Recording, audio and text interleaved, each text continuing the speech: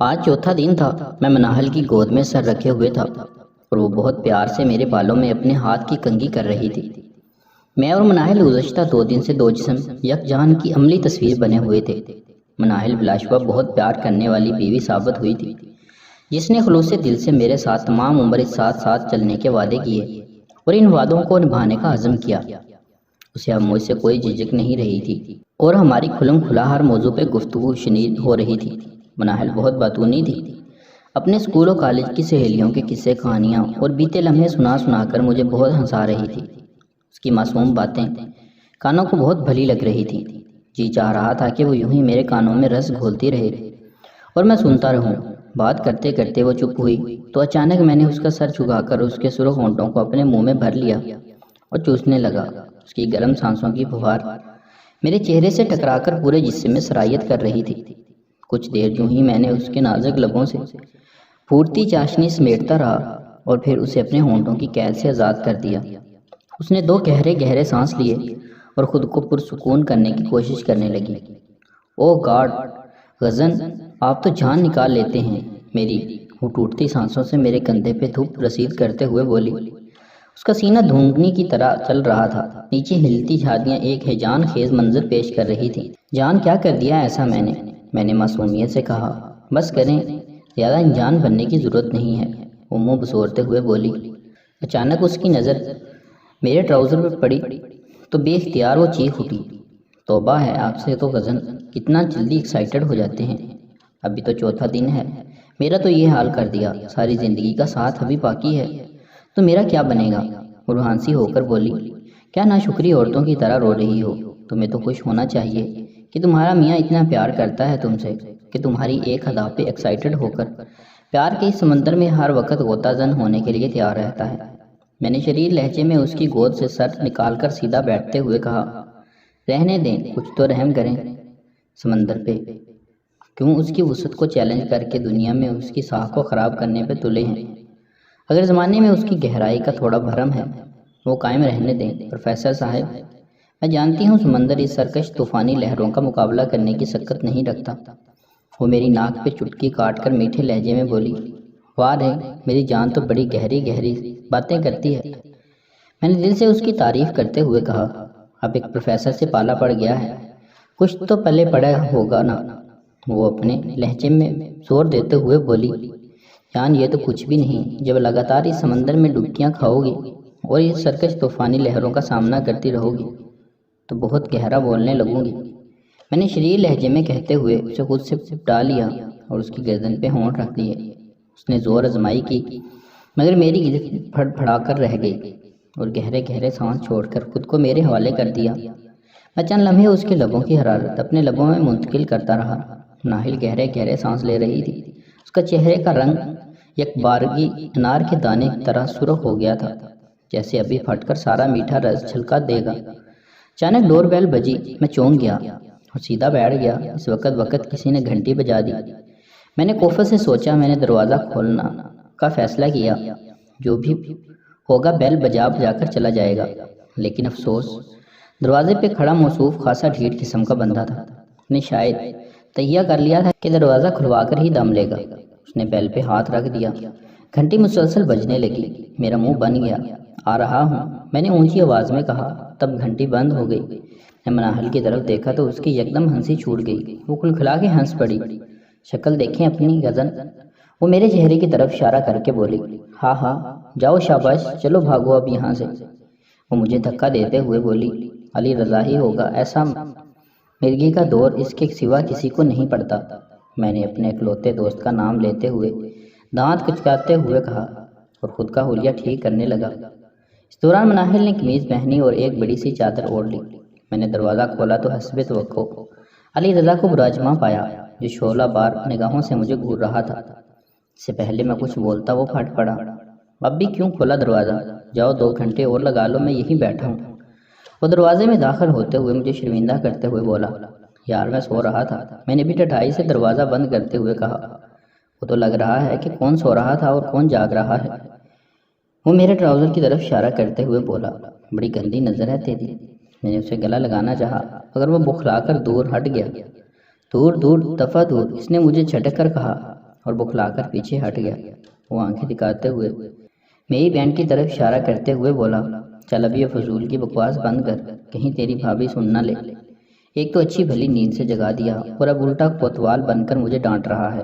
ہم کمرے میں داخل ہو گئے۔ اس دوران مناہل نے کمرے کی اچھی طرح سیٹنگ کر دی تھی۔ خیر سلام دعا کے بعد مناہل چائے بنا کر لے آئی۔ ہم چسکیاں لیتے ہوئے سیاسی حالات پہ گفتگو کر رہے تھے۔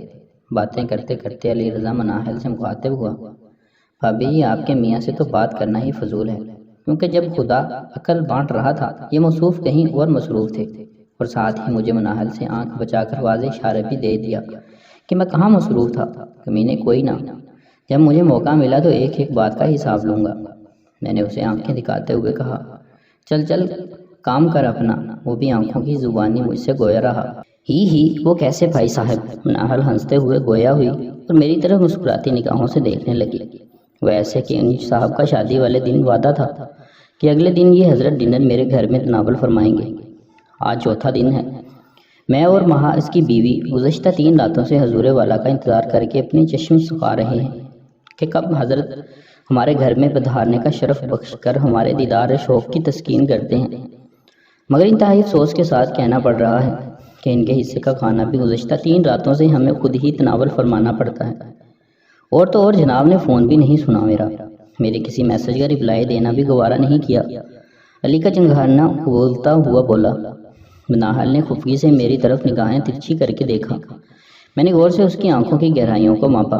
تمہیں کیسا بتاؤں، جانا کہ تمہاری گداز قربت کے دل نشیں پہلوؤں میں مدغم ہو کر میں ساری دنیا کو بھول جاتا ہوں۔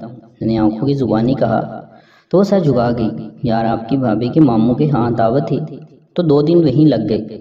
میں نے ہوائی فائر کیا۔ ناہل نے چونک کر میری طرف دیکھا۔ میں نے بددستور اپنی نظریں علی کی طرف مرکوز رکھی اور اپنے چہرے پہ آنے والے تاثرات کو چھپا لیا۔ اچھا علی اچھا کو لمبا کھینچتے ہوئے معنی خیز لہجے میں بولا، کون سا ماموں؟ سمن آباد یار، میں نے بددستور رنجیدہ لہجے میں کہا۔ مناہل اس دوران منہ پہ ہاتھ رکھ کے میرے سفید جھوٹ پہ ہلکا سا مسکرا رہی تھی، لیکن وہ علی تھا، میری باتیں تو وہ فوراً پکڑ لیا کرتا تھا، لیکن آج مناہل کے خیال سے وہ چپ تھا۔ چلو ٹھیک ہے اب میں چلتا ہوں، لیکن اگر شام کو تو بھابھی کو لے کر نہ آیا تو پھر میں بیوی بچوں سمیت ادھر ہی آ جاؤں گا، اور پھر سمن آباد والے ماموں بھی تجھے نہیں بچا پائیں گے۔ وہ مصنوعی خفگی میں بولتا ہوا نظروں میں مجھے بہت کچھ جتاتا ہوا باہر کو ہو لیا۔ میں اسے دروازے تک چھوڑنے آیا۔ جب وہ اپنی گاڑی میں بیٹھنے لگا تو بولا، دیکھو جانی، بھابھی کا تو اس نے سمن آباد والا ماموں بنا لیا، مگر اب خدا کا واسطہ مجھے ماموں نہ بنانا، شام کو لازمی آ جانا، ایسا نہ ہو کہ ہمیں سمن آباد جانا پڑے۔ وہ دانت نکوستے ہوئے بولا۔ میں نے فضا میں اسے موقع دکھایا تو وہ کھلکھلاتا ہوا چلا گیا۔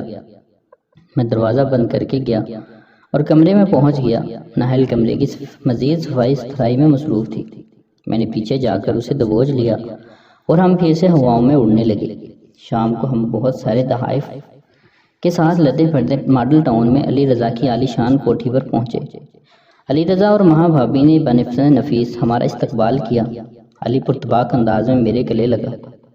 ہاں اب گلے ملنے میں کوئی مذائقہ نہیں، وہ دوپہر کی بات دہراتے ہوئے بولا تو میں نے ہنستے ہوئے ایک زور کی تھپ اس کی پیٹھ پر سیدھ کی۔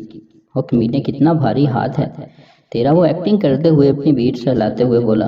خیر وہ ہمیں اندر لے کر آ گئے۔ مہا بھابھی بہت خوش شکل اور زندہ دل خاتون تھی۔ مناہل کو دیکھ کر وہ بہت زیادہ پرجوش ہو گئی۔ مناہل کی تعریف میں انہوں نے کسی قسم کا باز یا کنجوسی نہیں دکھائی۔ رہ کر وہ مناہل کو اپنے ساتھ چمٹا لیتی اور ڈھیروں دعائیں دیتی۔ ان کا 3 سالہ پیارا سا بیٹا حمزہ علی بھی مناہل سے گھل مل گیا تھا۔ ڈنر بہت پرتکلف اور شاندار تھا۔ کھانے کے بعد ہم نے چائے کی چسکیاں لیں اور ڈھیر ساری باتیں کرتے رہے۔ رات کے 11 بجے ہم گھر پہنچے اور آتے ہی بستر پر ڈھہ کر سو گئے۔ صبح میری آنکھ کھلی تو انگڑائیاں لیتا اٹھ کھڑا ہوا۔ ناہل بستر پہ نہیں تھی، واش روم بھی خالی میرا منہ چڑھا رہا تھا۔ میں بھاگ کر کمرے سے باہر نکلا اور کچن میں جھانکا تو وہ بھی کسی نفس کی موجودگی سے آ رہی تھا۔ میرے وجود میں چونٹیاں سی نیندنے لگی اور دل زوروں سے دھک دھک کرنے لگا۔ کہاں چلی گئی مناہل؟ میں نے پریشانی کے عالم میں سوچا۔ زلفی والے سانحے کے بعد مناہل کبھی بھی گھر سے باہر نہیں گئی تھی۔ اس نے اپنی شناخت کے حوالے سے وہ بہت ڈری ہوئی تھی۔ اس نے سارے زمانے سے خود کو چھپایا ہوا تھا اور میرے گھر میں خود کو مقید کر رکھا تھا۔ باہر صرف علی اور ماہا ہی اس کی ذات سے واقف تھے، تو اس پر تو گمان بھی نہیں کیا جا سکتا تھا کہ وہ اس راز کو افشاں کریں گے۔ میں کچن سے نکل کر کمرے میں داخل ہوا اور غور سے کمرے کو دیکھنا شروع کر دیا۔ کمرے کی حالت ویسی ہی تھی جیسی رات ہم چھوڑ کر سوئے تھے۔ اچانک میرے موبائل کی بیل بجی۔ میں نے موبائل کی طرف دیکھا تو چونک کر ایک جھٹکے سے اٹھ کھڑا ہوا۔ موبائل کے نیچے ایک تہہ کیا گیا کاغذ تھا۔ میں نے موبائل فون پہ آنے والی کال کٹ کر دی اور کاغذ کھول کر پڑھنا شروع کر دیا۔ جو میں پڑھتا گیا، مجھے اپنے دماغ میں دھماکے ہوتے محسوس ہو رہے تھے۔ مجھے ایسا لگا جیسے میرا کلیجہ منہ کو آ رہا ہو۔ مجھے اپنی آنکھوں میں یقین نہیں آ رہا تھا کہ میری دنیا لٹ چکی ہے۔